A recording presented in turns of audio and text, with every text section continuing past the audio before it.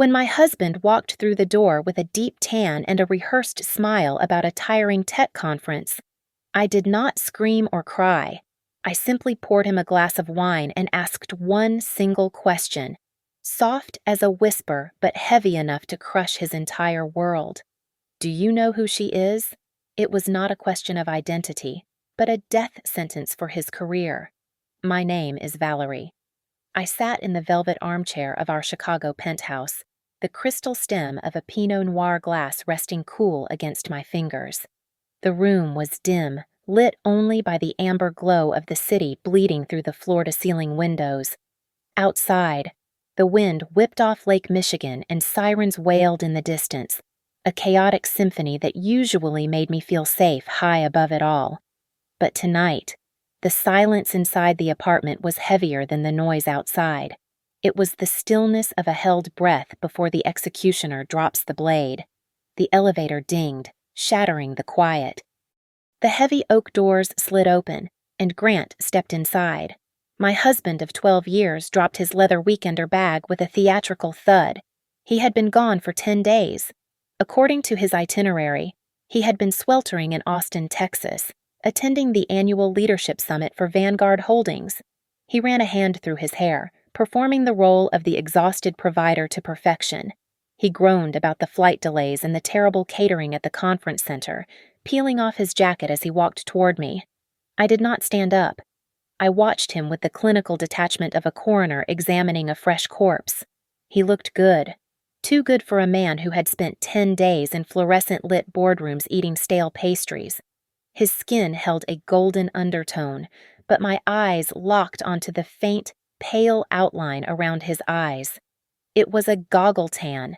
He had tried to blend it with bronzer, but under the harsh, recessed lighting of the foyer, the truth was painted on his face. He had not been in the humid flatlands of Texas. He had been on a mountain. As he moved closer, a scent drifted ahead of him. It was not his usual cedar cologne. It was Santal 33 by Le Labo, a sharp, woody, unisex fragrance that clung to the fibers of his cashmere sweater. I do not own that perfume. Grant smiled, that charming, boyish tilt of the lips that had once made my knees weak. He leaned down to kiss me, reaching out to pull me into an embrace. I shifted smoothly in the chair, extending my arm to press the wine glass into his hand before he could touch me. The physical barrier was set. "Welcome home," I said, my voice devoid of any warmth. "You look tired." He took the glass, relieved to have a prop. "You have no idea." "Val." He sighed, taking a large gulp. The merger talks went until 2 in the morning every single night. It was brutal, and the humidity in Austin was a nightmare. I barely stepped outside the hotel. I nodded slowly, letting him shovel the dirt over his own grave. "It sounds exhausting," I said. "I am glad you are back. I was worried the stress would be too much for you." He relaxed, his shoulders dropping as he thought he was safe. He thought the lie had landed. He began to loosen his tie, the picture of a man settling back into his kingdom. That was the moment. I set my own glass down on the marble coffee table with a deliberate, soft click. The sound seemed to echo in the vast room. I looked up, locking my eyes onto his, and stripped away every layer of pretense. "Who is she?" I asked. The question hung in the air, freezing the room. Grant froze. The easy, rehearsed smile vanished from his face as if I had slapped him. His hand jerked, a spasm of pure nervous system failure, and dark red wine sloshed over the rim of the glass, splashing onto his cuff and dripping down onto the cream-colored rug. His pupils dilated, swallowing the blue of his irises. What he stammered, his voice cracking. "Val, what are you talking about?" I did not blink. I did not raise my voice. I leaned forward just an inch, watching the panic set in.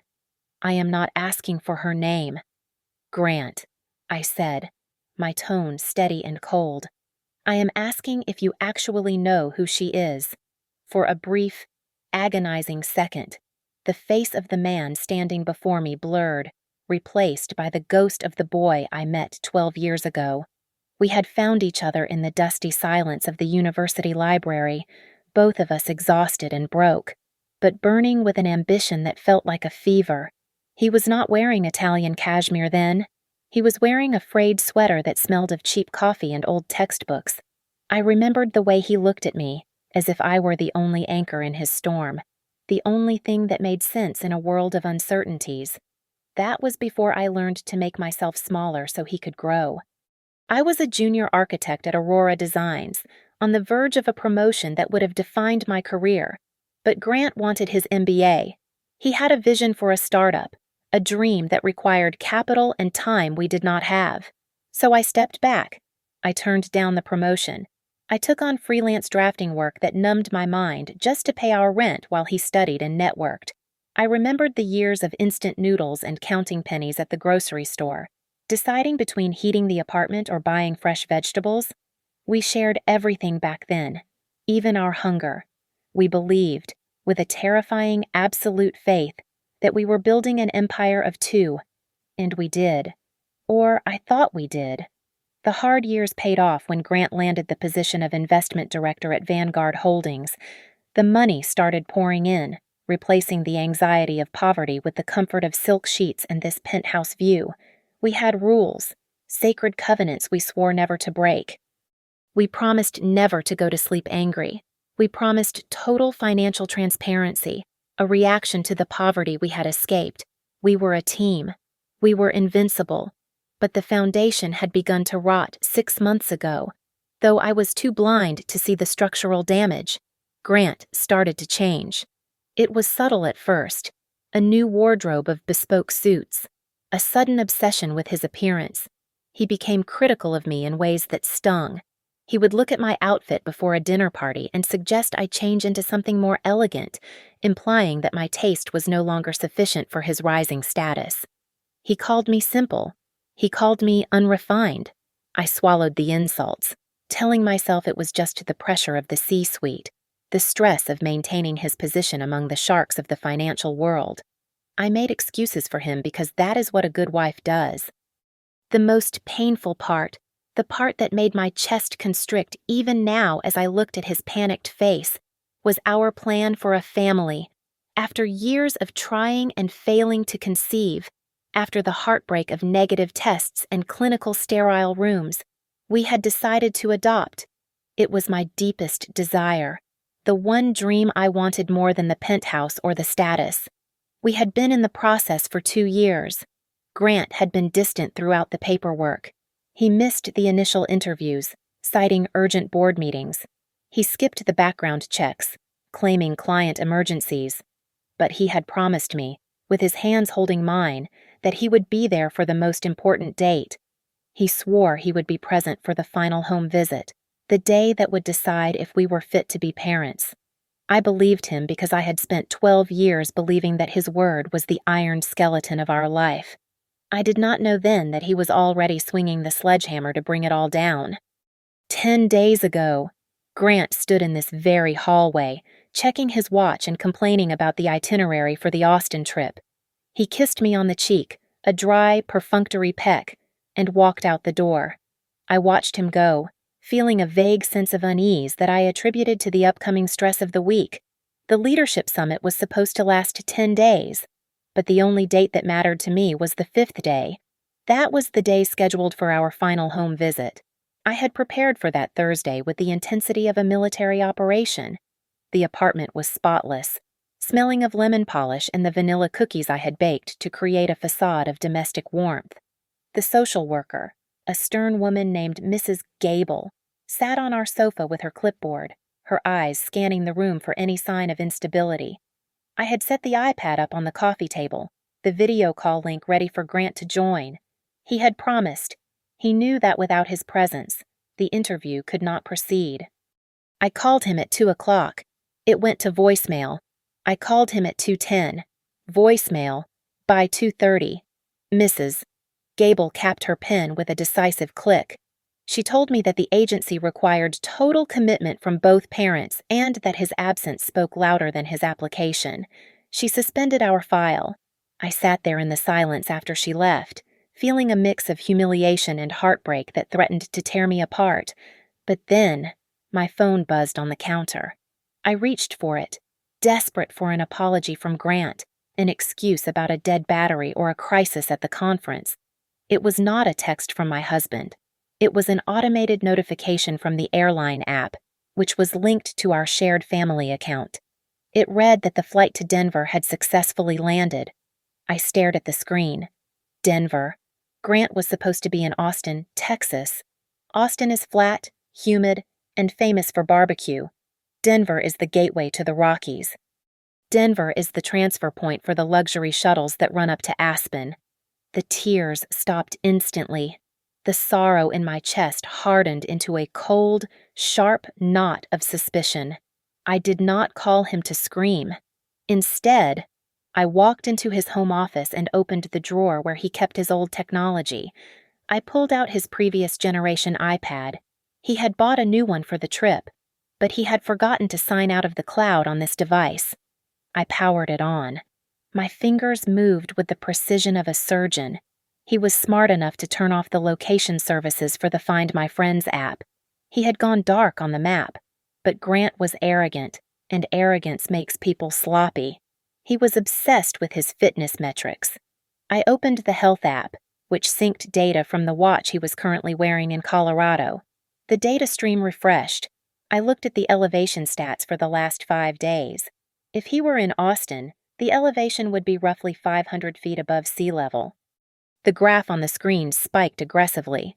For the last 4 days, his average resting elevation was 8,000 feet. He was not in a conference room in Texas. He was high in the mountains. I needed more than altitude. I needed a name. I navigated to the mail app. His inbox was clean, scrubbed of anything incriminating. I went to the trash folder. There, buried under deleted newsletters and spam, was a confirmation email from a resort in Aspen Snowmass. It was a receipt for 2 VIP lift tickets, the kind that allow you to skip the lines and access the private lounges. The date was for yesterday. The names on the tickets were printed clearly in bold black font. One was for Grant.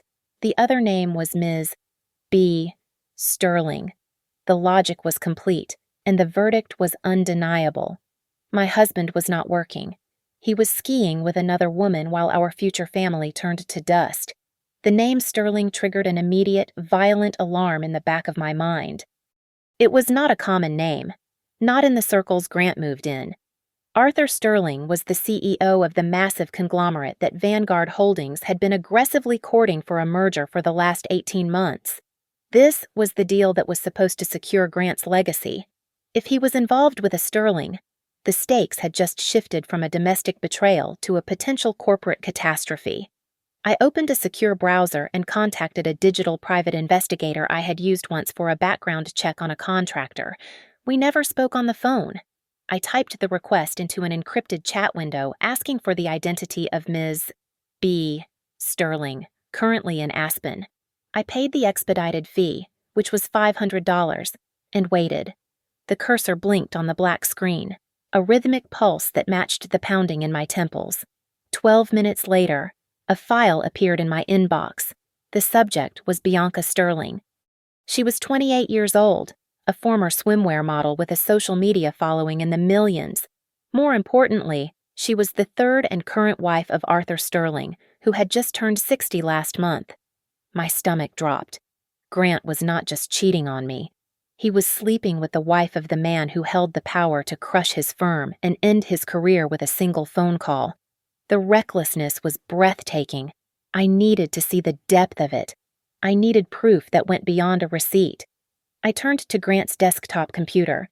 He had a secondary cloud account that he thought was a vault, a place for sensitive deal documents. I guessed the password on the first try. It was 0814, August 14th, my birthday. The irony was so sharp it almost made me laugh. He was using the date of my birth to secure the secrets of his betrayal. The folder was not encrypted.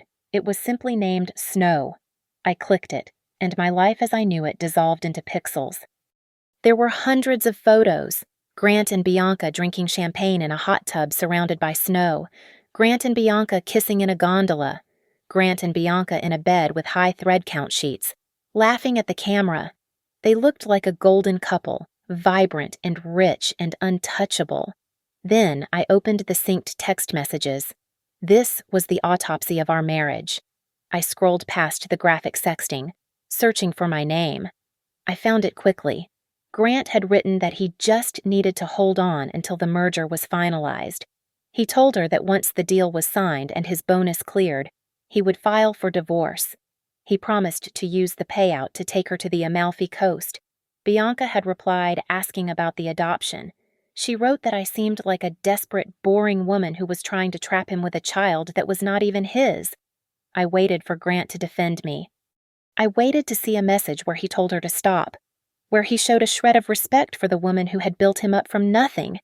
Instead, I read his reply. He wrote that I only wanted a kid to fill the empty space inside me because I knew he did not love me anymore. He said I was a charity case he was tired of supporting. I stared at the words until they blurred. The agonizing grief I had felt for the last 10 days vanished. The tears dried up instantly. The love I had carried for 12 years did not just break, it was executed. I closed the folder. I did not sob. I did not throw the computer. I sat in the silence and felt a new sensation rising in my chest. It was cold, precise, and absolutely lethal. I began to plan. The morning after the discovery, I did not sleep. Instead, I made a phone call to a woman named Evelyn Vance. In Chicago legal circles, she is not known for her compassion. She is known as the Shark. She costs $900 an hour, and she is worth every cent. I met her in a private booth at the back of a dimly lit cafe, handing over a retainer check without blinking. Evelyn listened to my story with a stone face, her eyes sharpening only when I mentioned the names involved. She did not offer tissues. She offered a strategy called scorched earth. She told me that in a high-asset divorce involving infidelity, sadness is a liability, but anger is a fuel source. She instructed me to find leverage, specifically anything that proved he had violated the morality clauses in his employment contract. I went to work on the financials with the precision of a forensic accountant. Grant thought he was clever, but he was arrogant, and arrogance makes men sloppy. I combed through our transaction history and found it almost immediately. 2 weeks prior, he had made a withdrawal of $50,000 from our joint retirement fund. He had told me at the time that he was moving the capital into a high-yield tech stock that was about to explode. He had looked me in the eye and lied to my face. That money had not gone into stocks.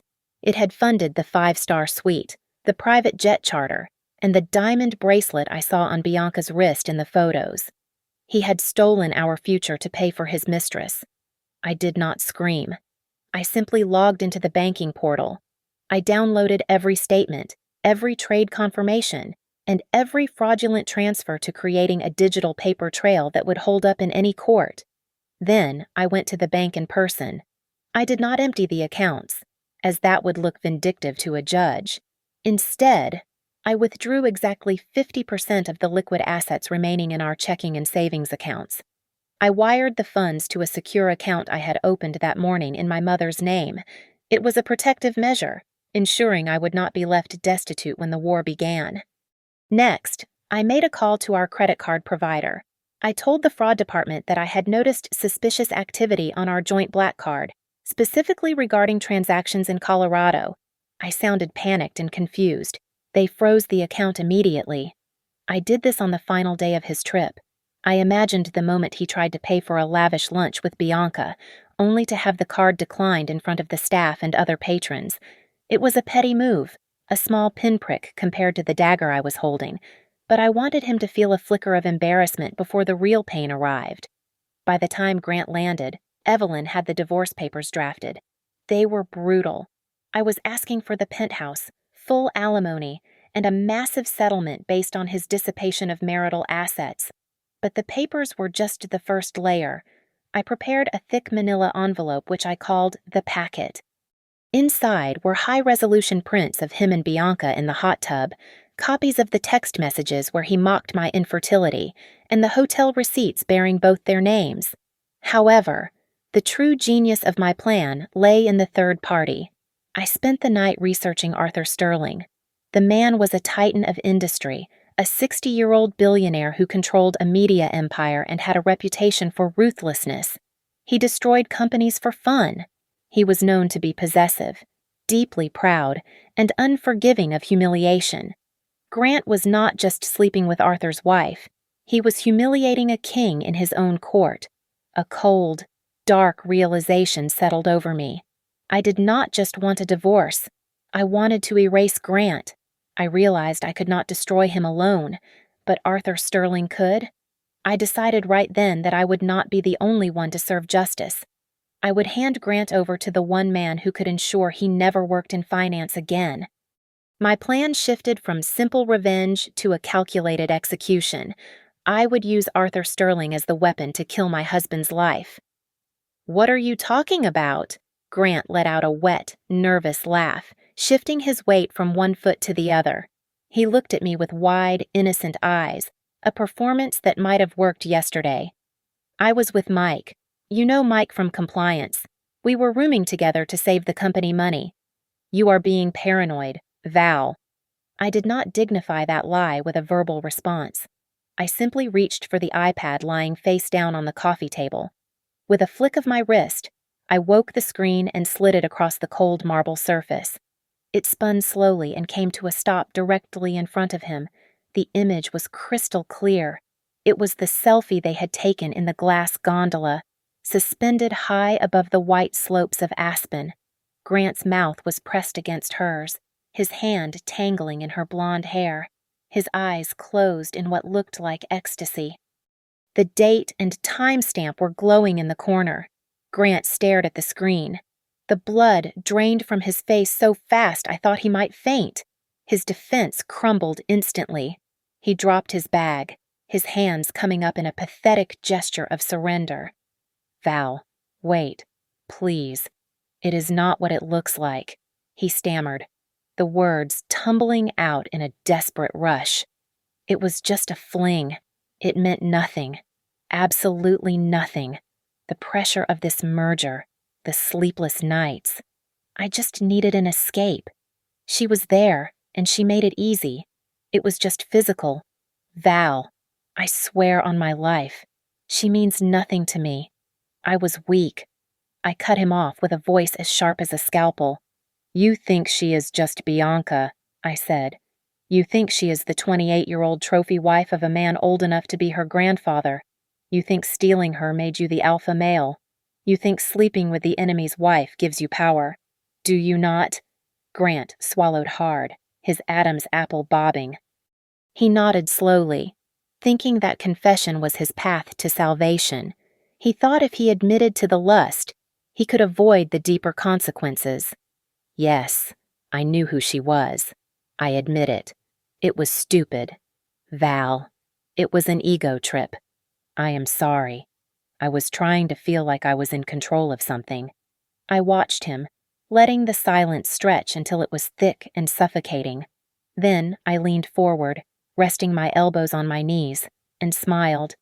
It was not a kind smile. "That is exactly what you think," I said, lowering my voice to a conspiratorial whisper. "But tell me, Grant, do you know what Arthur Sterling is actually famous for? Besides being a billionaire?" Grant wiped a bead of sweat from his forehead.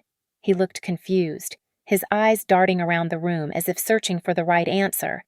"He is a tycoon," Grant stuttered. "He owns media companies. He is rich." I shook my head slowly, looking at him with mock pity. "No, Grant, being rich is boring. Arthur Sterling is famous for employing the most sophisticated private security and intelligence team in the Western Hemisphere. He is former intelligence himself. He knows everything." I paused to let that sink in. "And Bianca. You think you picked her up? You think a woman like that just accidentally falls into bed with a mid-level director from a rival firm right before a hostile takeover?" Grant went rigid. The color that had left his face was replaced by a sickly shade of gray. "She is not who you think she is. Grant." I lied smoothly, weaving a web of paranoia to break his mind. She is not a cheating wife. She is a honeypot. She is a corporate asset. Did it never occur to you that she was planted there, that every text you sent, every secret you whispered in bed, was being recorded to use as leverage against Vanguard Holdings? The transformation was instantaneous. The guilt of a cheating husband vanished, replaced by the sheer primal terror of a man who realizes he has walked into a bear trap. He was not afraid of losing me anymore. He was terrified of the shadowy, powerful men he had just crossed. His hands began to shake uncontrollably. "That is not possible," he whispered, his voice trembling. "She said she hated him." "And you believed her," I said, my voice cold and final. "You handed them the knife to cut your own throat." Grant was still trembling, his mind racing with the fabricated nightmare of corporate espionage I had just planted. But I was not done with him yet. Fear was a powerful motivator, but I wanted him to feel something deeper than fear. I wanted him to feel the crushing weight of irreversible loss. I reached into the tote bag I had left by the sofa and pulled out a thick, heavy manila folder. I did not slide it this time. I threw it. It landed on the coffee table with a dull, heavy thud that sounded like a gavel striking a block. "While you were drinking champagne in Aspen with another man's wife. You missed the most important video call of your life," I said, my voice trembling with a rage I had successfully suppressed until this very second. Grant looked down. The folder had slid open slightly. Stamped across the top page in jagged, violent red ink was a single word, "Rejected." Beneath it was the photo of Maya, the 3-year-old girl we had spent 2 years fighting to bring home. Grant stared at the photo, his mouth opening and closing like a fish out of water. I told him exactly what had happened. I described the humiliation of sitting alone on this sofa 3 days ago, staring at the blank screen where his face should have been. I told him how I tried to lie to the social worker, Mrs. Gable. I told her you were in a critical meeting. I told her the connection was bad. I begged her to wait just 10 more minutes, but she saw right through me. She saw a woman making excuses for an absentee husband. She closed her laptop and told me that a child who has already been abandoned once does not deserve a father who cannot show up. "You did not just betray me, Grant," I whispered, the tears finally stinging my eyes but refusing to fall. "You stole our child. You murdered the family we were supposed to have because you wanted to feel important for a week." The realization hit him like a physical blow. Grant collapsed. He did not just sit down. His legs gave out and he fell to his knees on the expensive rug he had ruined with wine. He began to sob, ugly, gasping sounds that echoed in the large room. He reached for my hand, but I pulled it away. "I can fix this. Val," he choked out, snot running down his face. "I will call the agency in the morning. I will donate money. I will beg them. I will explain it was a misunderstanding. We can get her back." "Please, Val, I will make it right." I looked down at him, at the man who was once my world, and I felt nothing but a vast Arctic emptiness. "It is too late," I said flatly. "The file is closed. We are blacklisted. And there is one more thing you need to know about your girlfriend, Bianca." Grant looked up, his eyes red and swollen. He looked confused, likely wondering if I was going back to the spy theory. "I told you she wasn't who you thought she was," I said. "She is not a spy. That was a lie I told to scare you, but the truth is actually much more pathetic for you." I leaned down so I was face to face with him. "Bianca does not love you. She does not even like you. I did some digging into her financial situation, too. She is planning to divorce Arthur Sterling, but she has a problem. She has a real lover, a man she actually cares about, and she needs to keep him hidden until the settlement is signed. She needed a distraction. She needed a loud, messy, public scandal to draw Arthur's fire. I watched the understanding dawn on him, slow and horrifying. "You are the scapegoat, Grant," I said mercilessly. She picked you because you are vain enough to believe she wanted you, and stupid enough to leave a paper trail. She wants Arthur to destroy you. She wants the press to chase you so she can run away with her money and her real boyfriend. You destroyed your marriage and lost your daughter for a woman who sees you as nothing more than a disposable shield.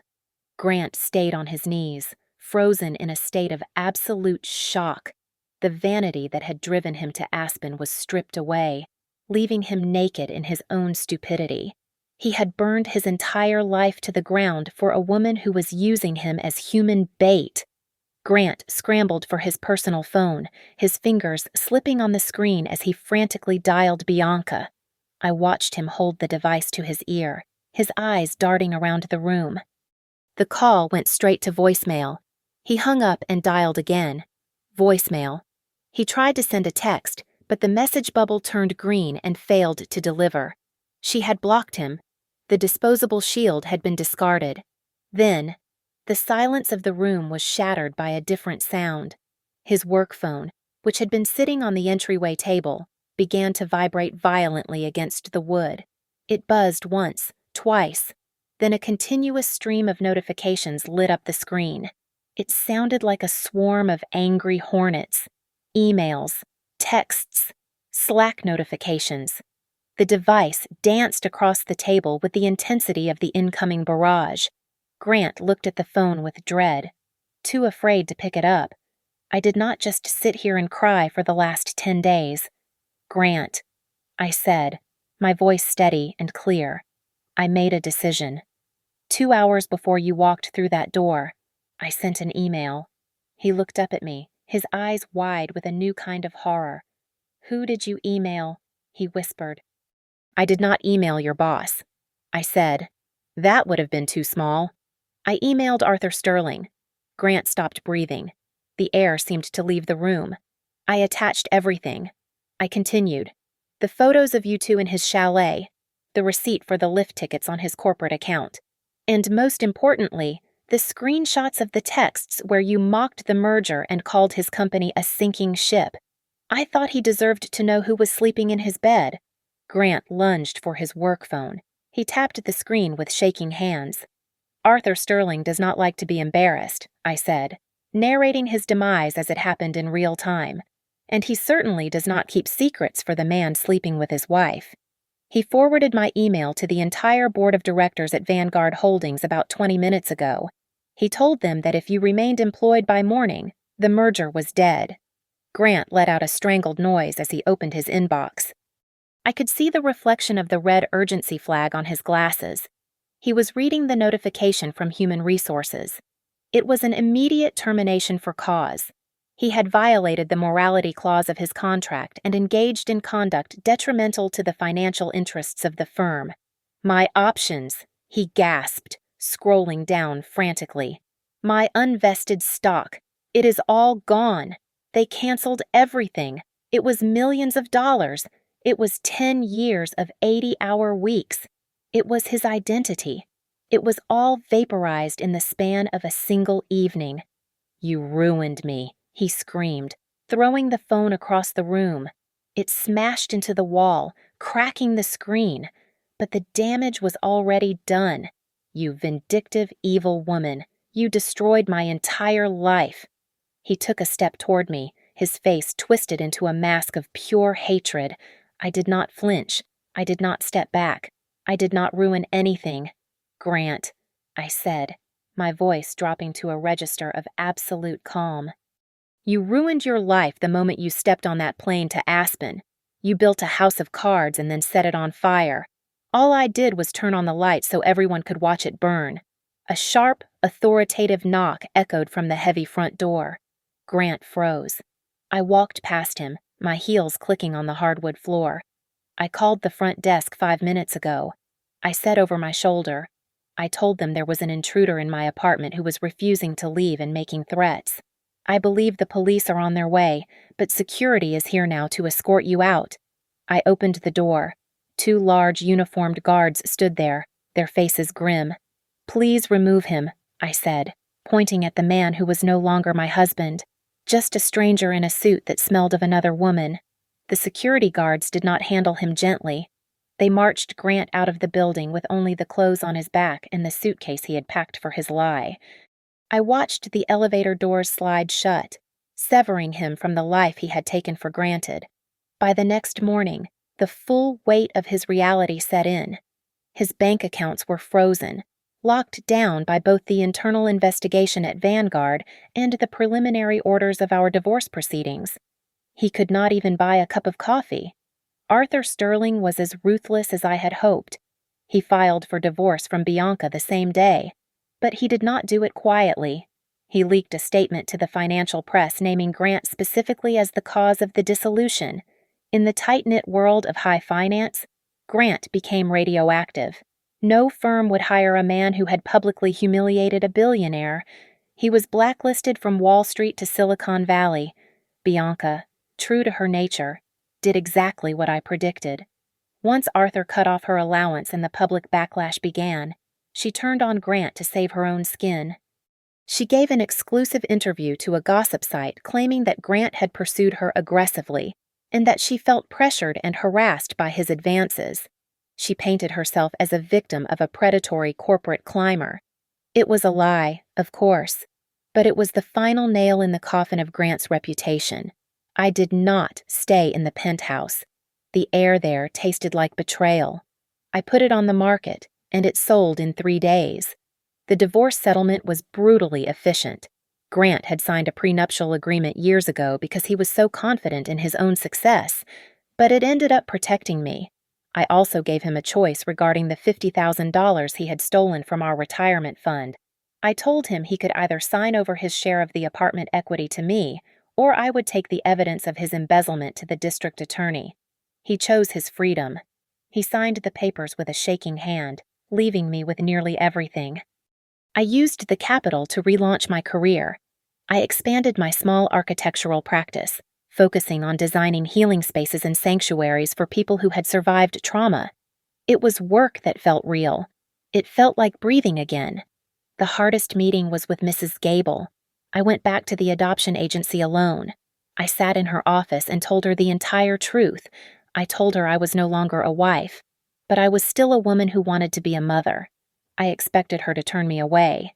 Instead, she looked at me with a new kind of respect. She told me the process would be harder for a single applicant, but we could start again. We opened a new file. It was honest. It was clean. As for Grant, he had nowhere left to go. He could not afford an apartment in the city. His friends had abandoned him. He was forced to move back into his parents' basement in the suburbs. The last I heard, the former investment director was driving for a rideshare app and stocking shelves at a hardware store because no one else would trust him with a calculator. He had traded his kingdom for a week in the snow, and now he was left out in the cold. It has been 6 months since the night I destroyed my marriage to save my life.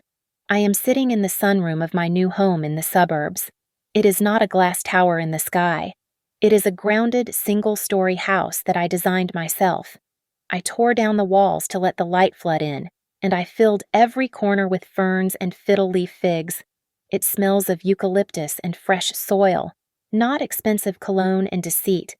Yesterday, the postman delivered a thick envelope with no return address. It was from Grant. It was a 10-page handwritten letter on yellow legal pad paper. He must have spent days writing it. I read it this morning. It was a masterpiece of narcissism. He spent the first 2 pages apologizing, and the next 8 pages explaining why it was not really his fault. He blamed the stress. He blamed the toxic culture at Vanguard. He even blamed the altitude in Aspen. He begged for one more chance, claiming he was a changed man. I did not feel the white-hot rage I felt that night in the penthouse. I did not feel sad. I just felt a profound sense of pity. I realized he was a man who would never grow up, a man who would always be the victim of his own choices. I walked over to the fireplace in the living room. I did not keep the letter as a trophy. I struck a match and held it to the corner of the pages. I watched the fire curl the paper, turning his excuses into ash. I watched the smoke rise up the chimney, carrying away the last heavy chains of my past. Just as the last ember faded, the doorbell rang. It was a sharp, cheerful sound. I opened the door to find the social worker standing there. She looked tired but hopeful. Beside her stood a little girl, about 3 years old, clutching a worn-out teddy bear. It was an emergency placement. She was not Maya, the child we had lost. She was someone new, someone who needed safety right now. I knelt down on the welcome mat. The little girl looked at me with wide, terrified eyes. I smiled, extending a hand to her. In that split second, the final piece of the puzzle clicked into place. I had spent years thinking that a family was a husband and a wife and a biological legacy. I was wrong. Family is not about DNA or marriage certificates. Family is simply a safe harbor. It is where love resides. My mind flashed back to that night 6 months ago. I remembered the question I had asked Grant, the question that started it all. Who is she? I had asked it to trap him, but now, looking at my reflection in the hallway mirror, I asked it of myself. Who is she? The answer came to me, clear and bright as the morning sun. She is free. I took the little girl's hand and we walked out into the backyard. It was autumn and the maples were dropping their leaves, covering the ground in a blanket of red and gold. The air was crisp. I took a deep breath, filling my lungs with the future. I knew that somewhere, in a dark basement, Grant was likely scrolling through his phone, looking for a glimpse of me. He would see this. He would see me happy. And that was the only revenge I needed. Living well was the blade that would cut him deepest. Thank you so much for listening to my story. I really hope you enjoyed this journey of justice and self-discovery. Please leave a comment down below and tell me where you are listening from right now. I would love to read your thoughts and connect with you all. Do not forget to subscribe to the channel Lily Revenge Stories, hit that like button, and press the hype button to help this story reach more people.